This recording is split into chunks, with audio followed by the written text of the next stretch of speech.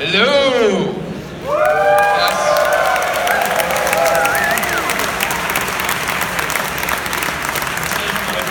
Yes. From here on out, we will design our awards as the middle finger, forever known as the Michael Ironside Award. This is for you. Well, thank you very much. You know, this is like getting an award for being very fortunate. You know what I mean? I've had a very, very lucky career. Thank you very much. It's such a wonderful, and you're so great. Thank you. Well, let's talk. Let's talk for a minute. First off, is there anyone in the audience that's under 16? Just let me know, because I'll curve my language to fit. I'm good, I don't see anybody, all right. I think it still stands up. Really good. I think Paul should be very proud of this. I want to tell a couple of stories. You know, Yes. I'm not going to please you or something like that. Take the mic. I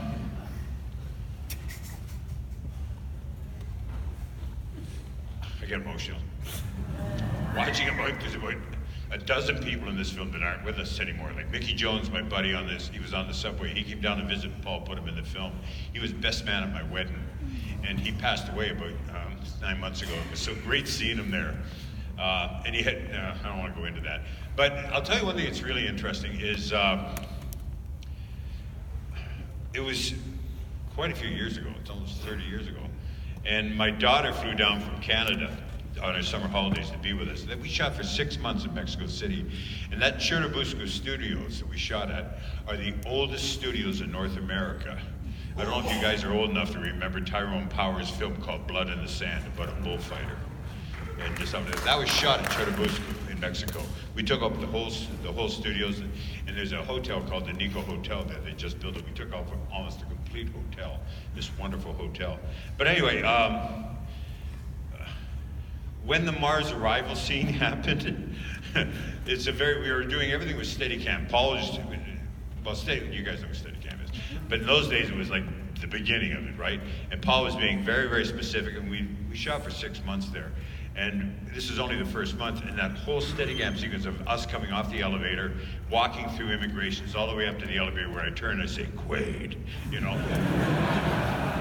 That we did 3 times, and when we got the 3rd time, Paul said, all right, everybody just stand still, I want to say something. And he had this little comfort sweater he used to wear around his, and he would pull on the arms, And this is not, I have so much respect for Paul, I would never say anything disparaging.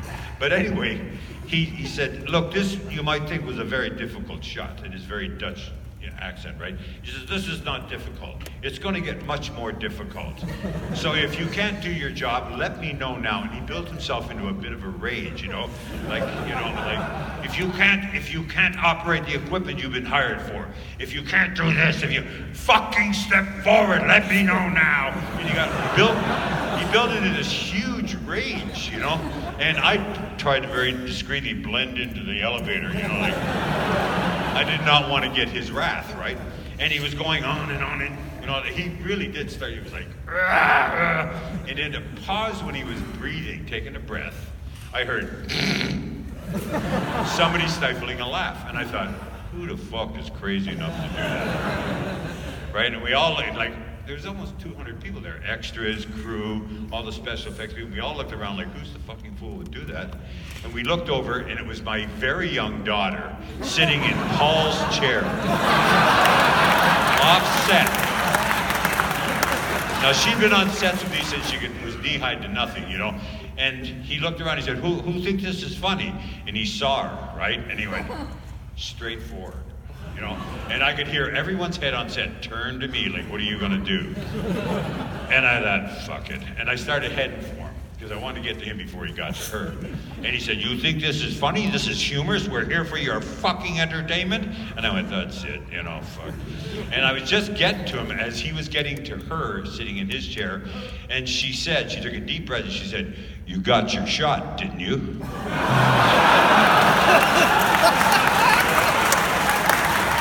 My daughter. And Paul stopped right in front of her and he went, and he calmed right down. He went, yeah, I got my shot. And he came back at her and said, have you read the script? And she said, no. And he said, you get off my set until you've read the script.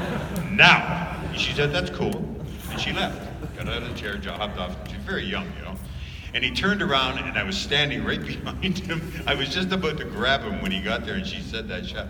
And he looked at me and he smiled and I realized it had all been an act. He had done it to kind of create this atmosphere of authority, or you know what I mean? It was like, because we had 5 more months of shooting. And he looked right at me and smiled. I was close enough and he said, you ready to go back to work? I said, yeah, you know. And he stepped around me and he said, you've all been warned. Now let's get back to work. So I get back from work that night, right? And I go in, I can't find my daughter. I go upstairs, she had in a room adjacent to me. And I couldn't find my script. I said, I need the scenes to study for tomorrow. And she says, I made copies, there's some sides there for your scenes tomorrow. She said, leave me alone. She was in reading the script in the side room. So the next morning I wake up and I had a late call at 8 in the morning, right?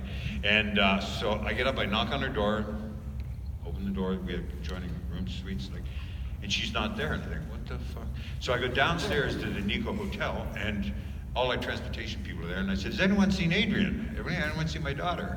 And they said, oh yeah, she took the first car in this morning, Mr. Ironside. And I went, what is going on? So I get up dressed, I get down to the studio, and I walk on set, and there's Paul and her sitting in side by side in chairs.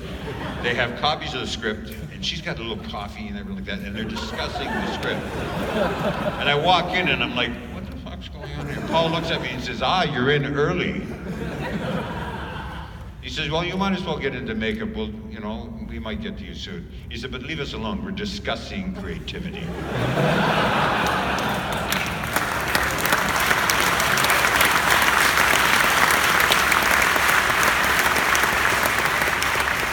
Are you videotaping this?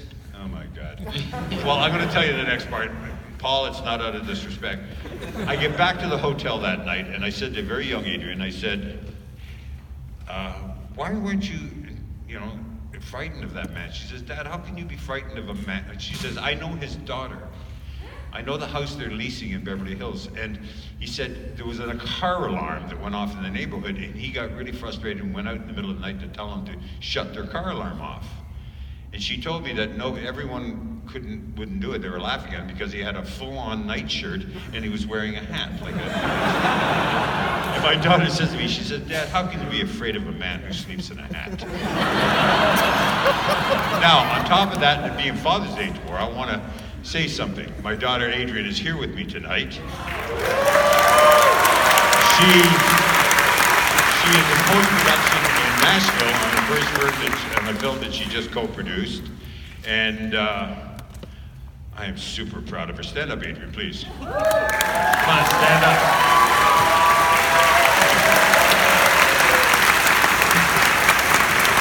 Am I going to catch shit for that later? Some of my favorite memories from this show. Anyone here ever heard the film Field of Dreams?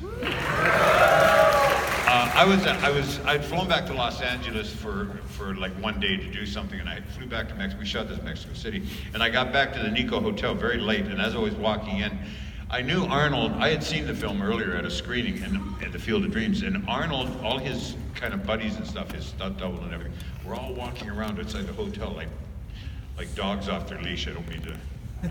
But it was like, I thought, what the hell's going on here? Because they were all kind of his cronies and stuff. And I walk in, and Arnold was sitting in front of the doors in the lobby of the hotel. And he saw me coming, and he goes, Mikey, come here. And I came over, and he stood up, and he said, I saw Field of Dreams. Have you seen it? And I said, yes. And he started to cry. And he said, what is it you never got to tell your father? And I told him, and he told me his. And he gave me a big hug, and he said, now I can go to sleep. And he went to the elevators and went up to bed and stuff. Arnold will always be a friend of mine. He'll always be a friend of mine. I got close to him. There's a lot of people on this film I got very close to. I'm trying to think of something else. Look, at science fiction, I grew up, my grandfather,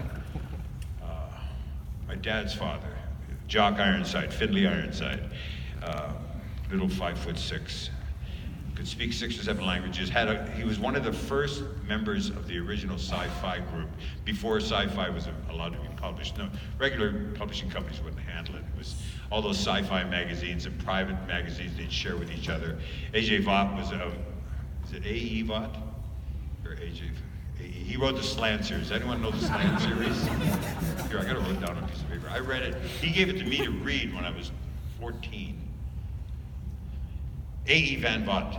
It's this, you know the Slant series? You should actually look at it. It's one of the, somebody. I know the printed piece of paper is dying, but, you know, and everything's done offline. But pick up books. Our mind equates information off paper different than it does off a screen. A.E. Vaught, he gave me that to read. Heinlein, Robert Heinlein was a friend of his. I read Dune from a shoebox, from a boot box, when I was 12 years old. It was one of the first drafts of it. And the top page said, "Hey, Jock, have a look at this. See if you can find any bugaboos. Bob." And so it was kind of in my, not genetic makeup. It was, I said to my grandfather one day, I said, science fiction and like horror and stuff, you know. I said, this is different. I don't know this. He says, it's a way of getting political and social comments across to people and the people that need to see it, that where straight literature will not let it be published. He says it's basically political. Like Dune, I said, when I read Dune, I said, what is this? He says, it's the Middle East. He says, you know, Arrakis is the Middle East. The spice is oil.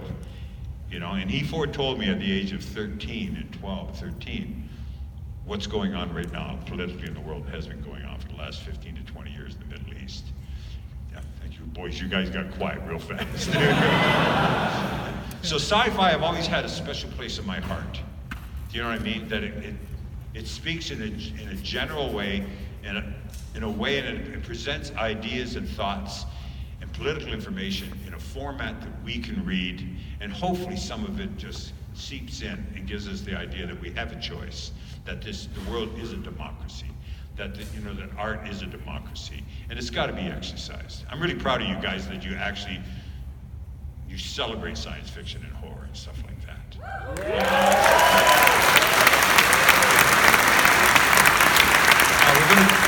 I don't mean to cut you out of this, but we're going to take some questions and answers. I'm going to tell you a little story before I have questions and answers. I was actually at a screening a few years ago. Sit right here. Yeah, Call me when you need me. Sit. Have a beer. I hear they're very good. I haven't drank in 35 years, and so enjoy me. Tell me what it's like. I already know what it's like. You plotting man. What was I talking about? What was I talking about? Somebody remember? I've had nothing to do with this. Huh? Oh, I was at a screening a few years ago. Yes, I'm going to warn you before you take Q&A that I was at a screening for something else, and I got to a question. Somebody put up their hand. I said yes. And this guy just stood up in the audience, went 5th row. If you're here, I'll fucking deal with you. And he said, on Total Recall, I heard that you had an affair with Sharon.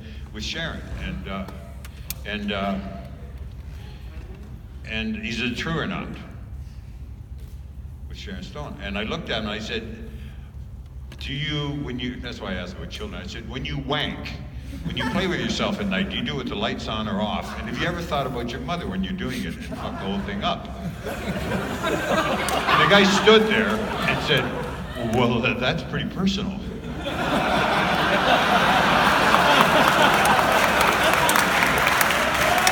I said, exactly.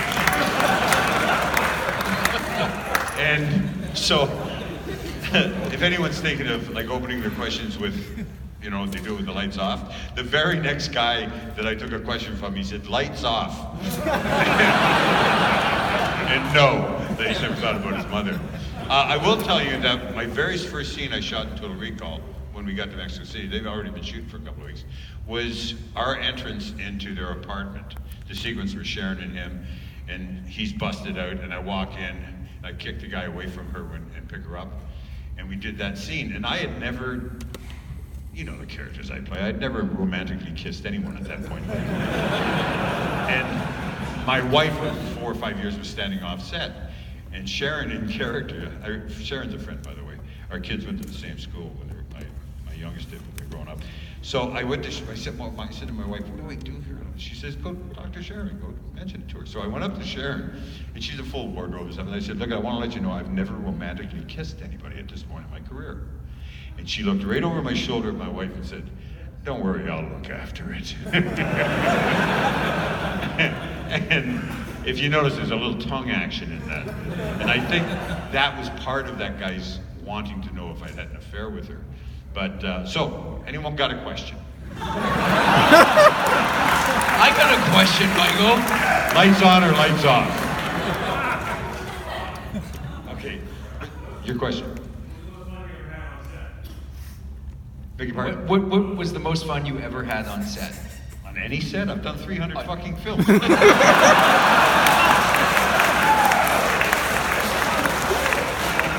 I told you, no private questions. There was this one bathroom trip in the middle of, never mind. I have no idea. When you gave me this award, I said I feel fortunate. That's the absolute truth. You know, I get paid to do what I love. I really do. You know, I've directed some, I've written some, you know, but acting allows me almost therapeutically to act out some of the stuff that was traumatic in my childhood and stuff and through my life. So they see the character, and the script is like a piece of stained glass. All I gotta do is put the light under it. And I think therapeutically, I've gone back in my past to things that have happened and stuff, and just turned it on and light up the screen. And the director, by the way, the script is the piece of stained glass. The director just tells us which way around the stained glass we're gonna go as a storyteller, if that makes any sense. You're writing this down, right? I'm doing this for you. I want to read it later. So the most fun, I can tell you the most fun I didn't have. I did a film up in Canada, Vancouver, and I took it, financially we were strapped, and I took the film because of the financing. And once I had agreed to do it, they started collapsing characters into my character.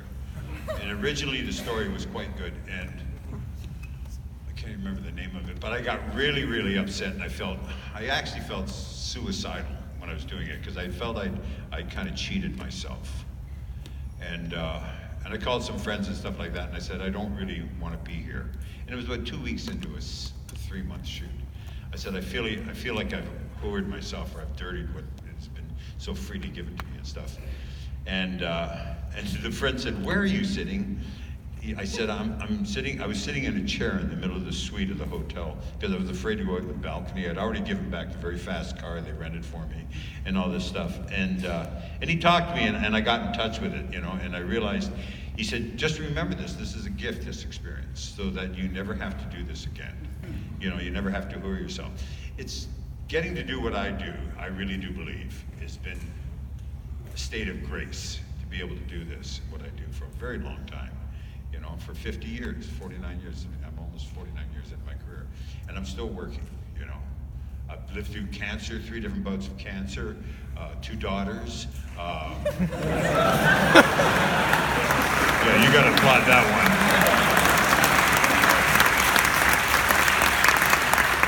And I'm still working, you know. Inside I'm about 25 or 26. On the outside, as you can see, it's kind of deteriorated. You know, you guys who have never seen movies, there are people out there who have never been to a movie theater. A few months back, somebody came up to me and said, are you related to Michael Ironside? And I said, I am Michael Ironside.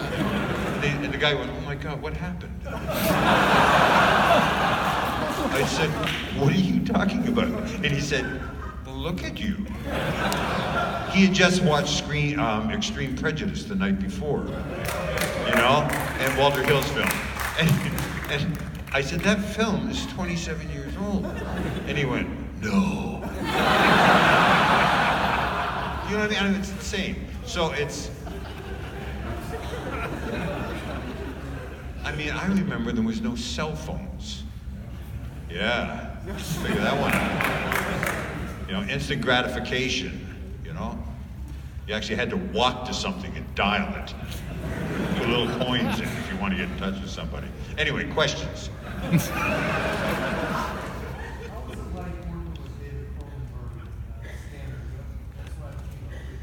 Do you want to know something about Scanners? And I hear it's going to be here in a couple of years on its 40th anniversary. Sure.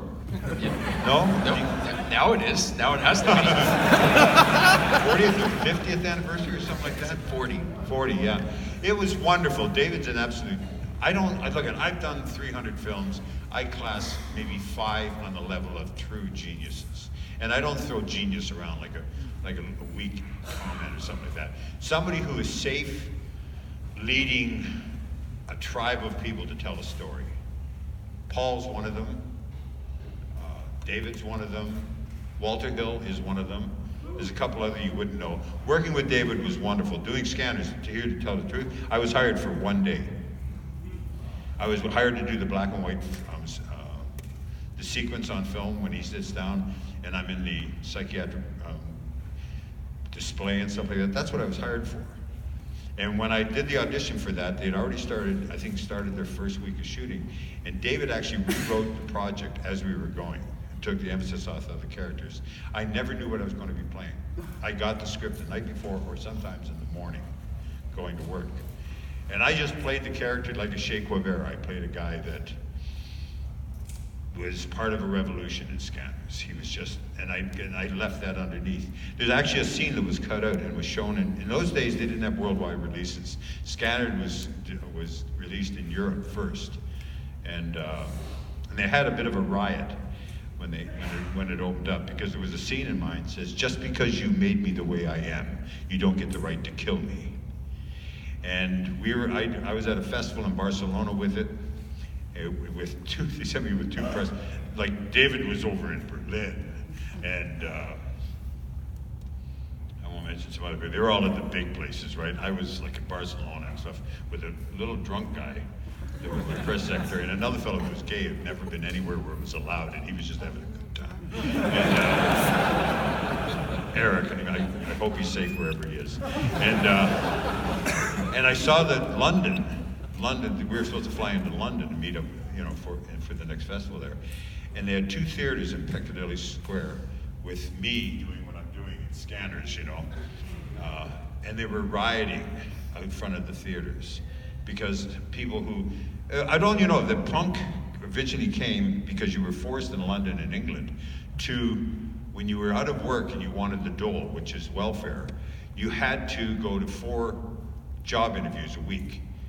And if you got the job, you couldn't get welfare, you couldn't get any dole. So people would fuck themselves up so they wouldn't be hired by the companies. They would dye their hair red or shave half their hair off, and it became a movement against the establishment. And we're talking 1963, 64, 65. And when it came to Scanners, all these people there was people like out in front of the theater, the so-called punks, saying, just because you made us doesn't give you the right to kill us. And they were chanting it like a revolution. And a guy actually took a gun and shot himself in the forehead. And I went, didn't kill himself, thank God. But I thought, I am not going into London with this little short guy and this other guy who's just found out that he can do what he does. Because, so I flew home. But Scanners, again, fiction and science fiction is a political base. If you look at it for the political stuff and the political stories in it, well, you guys know. Or you wouldn't be here. Anyone else? Yes. Beg your pardon? Why does Paul Verhoeven dismember you? He's not the only guy that's ever done that. I think I've been chopped up in pieces in more films than anyone in my history. You know what I mean? I remember when I was being taught as an actor, my teacher always said, less is more, but I don't think she meant it that way. Anyone else have a question? Here. You mentioned that there's 300 films and there's like 5 or so people that you've worked with. What's a film that were amazing geniuses What's a film of yours that you wish more people would pay attention to? Like, That's a good not like a question. big cult film, but something else. The question was for those who couldn't Yeah, hear. no, what film No, didn't get covered today, I wish. Can I get back to that and let it roll around in the back of my head a little bit? Absolutely. Next question. Yeah. When you build yourself into a shaking rage, which happens in like several of your films, is there like a common place that you go to? I'm a survivor of sexual abuse as a child, and that's not a comment on my family or my parents. And I go there, that powerlessness and that rage. I was trained for 5 years, almost 24 hours of classes a week with a wonderful method actor named a teacher named Janine Manatis, who was part of the 3 people that were part of the studio. You had to get past her to get to the God, you know. And she came to Canada to have a child and stayed because she thought there was more freedom for women in Canada. And she was my teacher, and I would spend years and years with her. I went in as a writer-director and came out as an actor. And she thought that all writers-directors in Canada and actors should come and get the same training so we'd have a common language as we grew up together in the industry. And I found it was I'm told it was very therapeutic for me, that I could pull up some of these demons from my childhood, my past, and use them. I've actually talked to directors and producers that are giving me a lead. There's a couple of films I won't mention, but because I don't want to disparage the lead actors and stuff, but they offered me the lead, and I said, no, I'd rather play the other guy. And they say, why? Because I was afraid. I was afraid to play somebody who was healthy. I was afraid to play somebody who was balanced, or who was loved, or could give love back and stuff like that. And I knew I could, right up until, I'll tell you on this film, on Total Recall, climbing up to get in the rig where my arms get cut off was a second unit shot. Just the couple of the wide shots going up. And Vic Armstrong, who did the second unit and the stunt coordinator on this, incredible guy, who I trusted dearly. I was getting on the way up this was the last film I did. I've had both my knees replaced. I've had my shoulder surgery. I've had broken my back 3-4 times. I had 17 major surgeries in the last 21 years. You know, and I'm not bragging. I'm really grateful to be standing here. But I was going up the ladder to get into the rig on the elevator, and my leg gave out. And Vic said, "Are you all right?" And I said, "Yeah, I can do it. I can do it." I said, "I'm okay." And I got up and I got into the thing with my arms behind my back.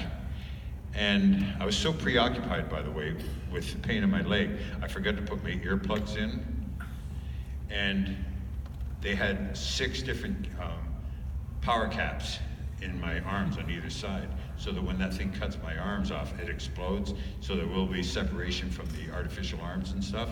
So when you see me screaming, I realized as we got to the top of the elevator, I didn't have any ear protection for the explosion. So I screamed to close my ear canals, and that's the shot that's in the film. But anyway, when the shot was over, Vic took me aside and he said, "What was going on going up the stairs to get in? You seem to have a bit of a reaction." And I said, "Vic, I can't roof anymore." Now, I grew up, and through my teenage years, I cleaned factories at night, and I was a roofer on the weekends for my brother-in-law's, later to be my brother-in-law's company, and going up and down ladders, and I figured if they ever found out who I really was and sent me home, I could always go back to roofing. I swear to God. And on that set, I said to Vic, I can't roof anymore. And he said, "Well, let's have dinner tonight." And at dinner, he explained to me, he said, "You realize that you're co-starring in a film with one of the largest stars in the world, right? You've done this number of features before. You know, you're this and this and this." And he went through, that he'd gone through my whole resume because he knew me. And he said, "You've had this amount of training and you've done all this." And that was the first time I realized that nobody was going to find out who I really was and send me home, was on that set. And that's one of the reasons why this film is so special to me. And I made so many friends on this film. I'll be forever indebted for Vic Armstrong to have the privacy and the patience to kind of introduce me to who I was, not who I remember being or who I was afraid of being. Does that make sense?